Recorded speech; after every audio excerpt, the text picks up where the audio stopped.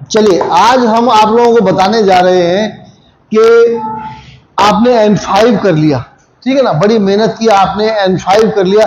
अब आपकी समझ में नहीं आ रहा सर मैं N4 का एग्जाम दूं, मैं N3 का एग्जाम दूं, मैं क्या करूं सर, ये टेस्ट कौन सा देना है मैंने, ठीक है ना, मैं पढ़ूं कैसे, मैं N4 की खांजियां पढ़ूं सर, मैं N3 की खांजियां पढ़ूं, ठीक है, तो मैं टेस्ट में कौन से टेस्ट में पास होऊंगा।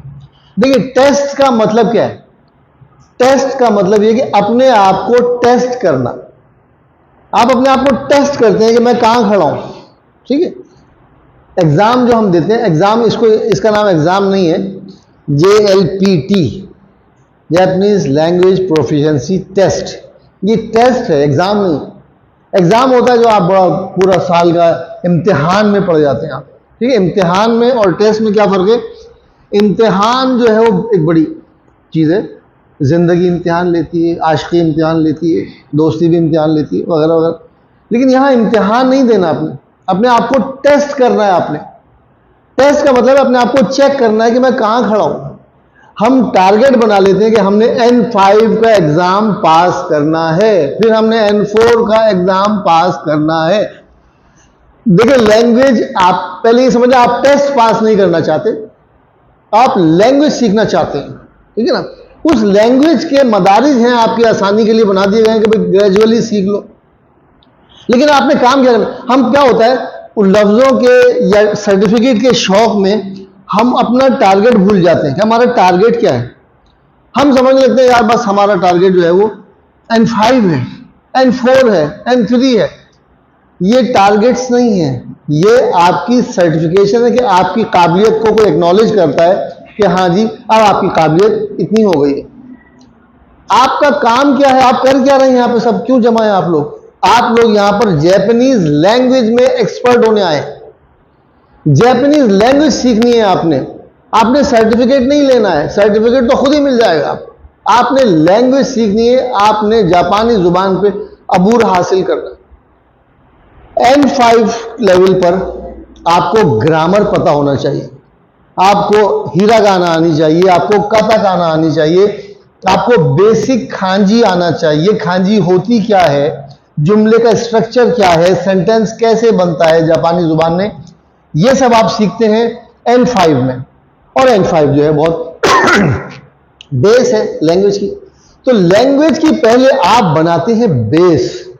जब आपकी बेस मजबूत हो जाती है तो आप फिर तेजी से चलना शुरू कर देते हैं, ठीक है ना। आपने देखा होगा बिल्डिंगें बन रही है तो ना बेस बनने में टाइम लग रहा है, ज़मीन हमवार कर रहे हैं, पहले ज़मीन को ठोक रहे हैं, फिर उसमें जनाब बुनियादें खुद रही हैं, बुनियादें गहरी डाल रहे हैं, उसके बाद फिर जो है बिल्डिंग तेजी से खड़ी हो जाती।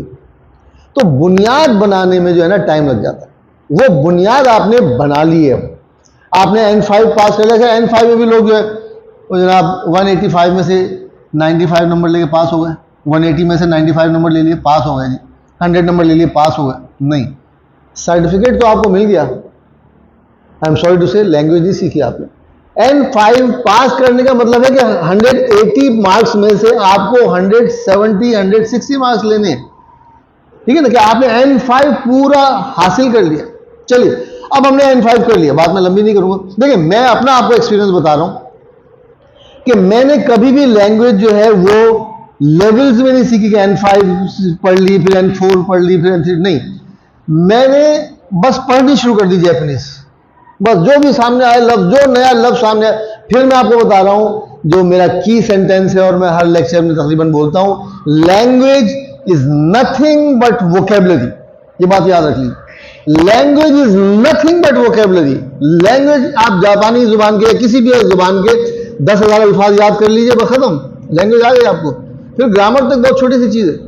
आपकी मादरी जुबान गुजराती है, हिंदी है, पंजाबी है, आपने कौन सी किसी जाके इंस्टीट्यूट से उसकी ग्रामर सीखी थी? ग्रामर नहीं सीखी थी ना आपने। ग्रामर तो आपको खुद ब खुद आ गई, आपने अल्फाज सीखे, आपके कानों में अल्फाज आए बहुत सारे, और उसके बाद उन अल्फाजों को सुन सुन के आपने लैंग्वेज आपको आ गई।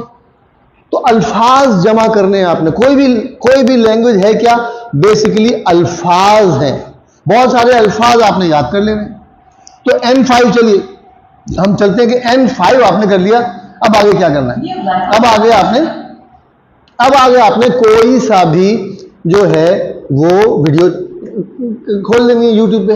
अब यूट्यूब पे बेतहाशा वीडियोस जो है, ये मैं कहता हूँ ये यूट्यूब जो है, ये सोशल मीडिया जो है, ये इसमें दुनिया भर की खराफात भी हैं। आप चाहें खराफात में पढ़ना तो दुनिया भर की खराफात भी हैं, और इसमें दुनिया भर की अच्छी चीज़ें भी हैं।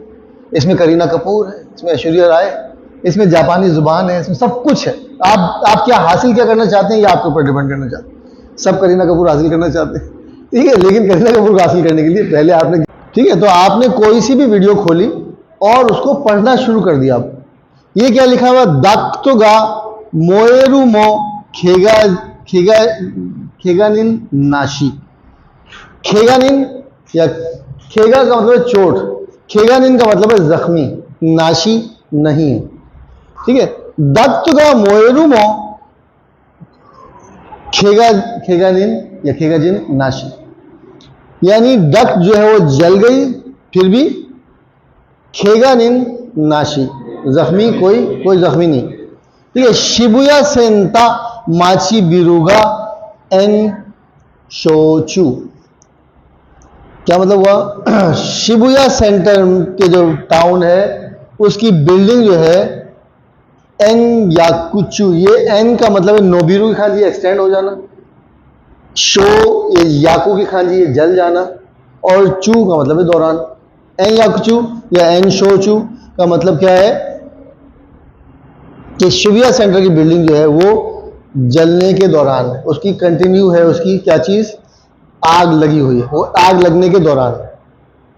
पॉज कर दें इसको, ठीक है जी।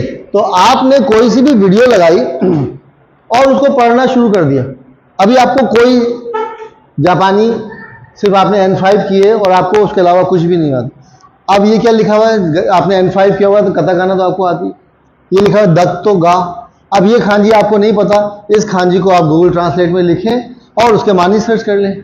दत्तो गा मोएरू मो, डक्ट किसी भी चीज की डक्ट होती है, बिल्डिंग में डक्ट होती है।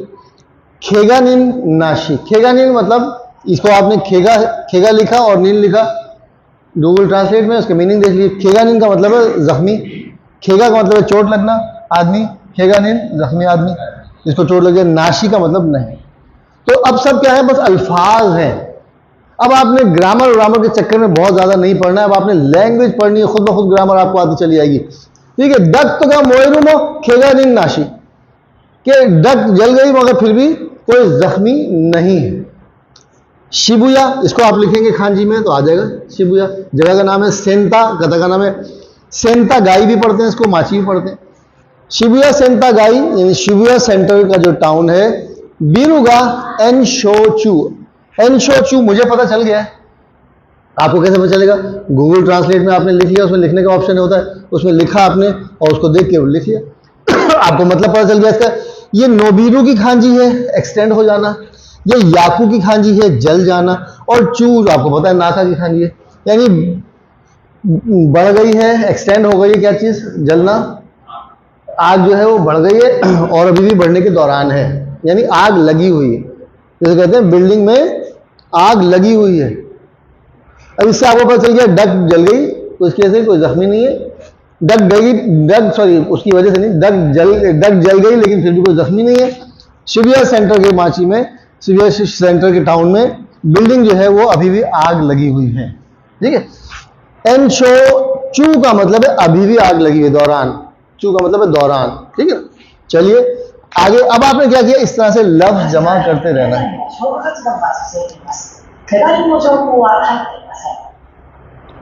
अब इसमें आपको लिसनिंग की प्रैक्टिस हो रही है, ठीक है। ये सब लिखा हुआ आ रहा है, जी रोके, ठीक है। शिबुया कु उतागावा माची नी आरू बिरुदे खाजीगा अत्ता तो सूहो। सूहो का मतलब है रिपोर्ट करना, खाजी फायर। अब ये सिर्फ अल्फाज हैं, इन अल्फाज को आप याद किए जाएं। एक कोई सी भी वीडियो उठा लें आप, उसमें अल्फाज बहुत सारे होंगे, उन अल्फाज को याद किए जाएं, याद किए जाएं, याद किए जाएं। इस तरह से आप जब चलेंगे आपने पूरी वीडियो के अल्फाज कॉपी में लिख लिए, उनके मीनिंग लिख लिए, याद कर लिए, उसके बाद दोबारा आपने उस वीडियो को सुना, तो अब जब वो पीछे बोल रही हसीन खातून, उसके अल्फाज आपको समझ में आना शुरू हो जाएंगे कि क्या क्या बोल रही है, आपको वो आसान लगने लगेगा। उसके बाद फिर दोबारा सुने इसको, फिर जो अल्फाज वो बोल रही है आपको समझ में नहीं आ रहे, उनको सुने कि जो अल्फाज हैं आपकी समझ नहीं आ रहे, उनको पॉज कर करके उन अल्फाज को लिखिए, फिर उन अल्फाज को गूगल ट्रांसलेट में लिखिए। इस तरीके से आप करेंगे तो आप लैंग्वेज सीखेंगे। फिर आपको अचानक पता चलेगा कि ना आप तो N2 के आदमी हो गए, N3 तो आपके लिए बहुत आसान हो गया, N4 तो मजाक हो गया आपके लिए, ठीक है ना। अल्फाज, N5 बेसिक लैंग्वेज है, उसके बाद कुछ भी नहीं करना, आपने अल्फाज जमा करने। अल्फाज कहाँ जमा करने? इन वीडियोस से, ठीक है ना। बस यही सारी कहानी है। मैं आपको बार बार अपनी कहानी इसलिए सुनाता हूँ कि मैंने कोई N5, N4, N3 कुछ भी नहीं दिया, मैंने डायरेक्ट N1 दिया। पहले साल फेल हुआ, दूसरे साल पास हो गया। क्योंकि पहले साल क्यों फेल हुआ कि हमारे ज़माने में कोई इस किस्म की वीडियोस, ऑडियोस, कोई हेल्प करने वाला, कोई गाइडेंस नहीं थी, अपने तौर पे चलते रहते थे। 92 की बात कर रहा हूँ, जब आप लोगों में से बहुत से लोग पैदा भी नहीं हुए होंगे तो उस वक्त मैंने 91 में फेल हुआ, एक साल फेल हुआ। तो फेल जो है ना, वो फेल होना कोई ऐसी बुरी बात नहीं है। फेल होना आपको एक सबक देता है, उससे आपको इंकरेजमेंट मिलता है कि हाँ जी अब मैंने क्या करना है। जब आप फेल होते हैं उसके बाद आप पास होते हैं तो आपको ये पता चलता है कि अच्छा ये मैंने नहीं करना, ये करके मैंने कामयाब होना है। तो पहले साल में फेल हुआ, दूसरे साल पास हो गया, N1 डायरेक्ट N1 हो गया। तो ये सारी कहानी है। इसी स्ट्रेटेजी पे आपने चलना है तो आपने 6 महीने साल भर में N2 या N1 कर लेना है। और अगर आप चलते रहेंगे जनाब नहीं मैंने N5 किया है, अब मैं N4 की खांजी करूं, अब मैं N3 की खांजी करूं, तो 3-4 साल तो कहीं नहीं गए। और 3-4 साल बाद भी आप वैसे ही 3-4 साल में किसी को जो है वो डिसहार्ट हो जाएगा, किसी की शादी हो जाएगी, कोई मर खप जाएगा, किसी का एक्सीडेंट हो जाएगा, किसी की तलाक हो जाएगी वगैरह, बहुत कुछ हो जाएगा 3-4 साल में। तो आपने ये जितना कम अरसे में ये हुनर सीखेंगे उतना आपके लिए फ़ायदेमंद। ठीक है, बहुत बहुत शुक्रिया, धन्यवाद। अरिगातो गोजाइमाशिता।